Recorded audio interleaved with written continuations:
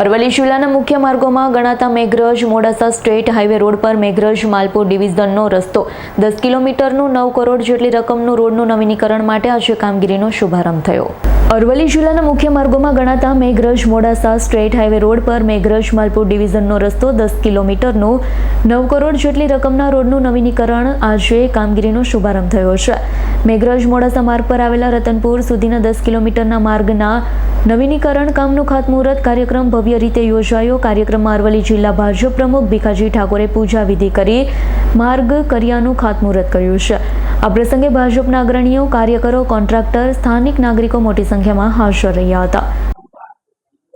આજે Meghraj Modasa state highway અને એમાં મેઘરજ માલપુર ડિવિઝનનો જે રસ્તો 10 કિલોમીટર બાકી હતો તેનું ખાતમુહૂર્ત કરવામાં આવ્યું અને એના માટે લગભગ 9 કરોડ જેટલી માત્ર રકમ રીસર્ફેસ માટે મંજૂર કરવામાં આવી છે અને એનું કામ આમ તો ચોમાસા પહેલાં કરવાનું ચાલતું હતું, પરંતુ વરસાદ વહેલા થવાના કારણે બંધ હતો। ત્યારે આજે વરસાદ રોકાવાથી એનું અમે ખાતમુહૂર્ત ભારતીય જનતા પાર્ટીના તમામ કાર્યકર્તાઓ અને પ્રજા સાથે મળીને કર્યું છે અને ટૂંક સમયની અંદર આ રસ્તાનું કામ છે પૂર્ણ થવાનું છે।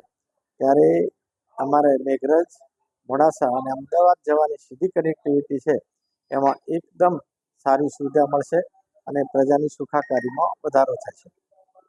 જયદીપ ભાટિયાનો રિપોર્ટ, S9 ન્યૂઝ, અરવલ્લી। અમારી તમામ માહિતીથી અપડેટ રહેવા માટે જોડાયેલા રહો S9 ન્યૂઝ સાથે।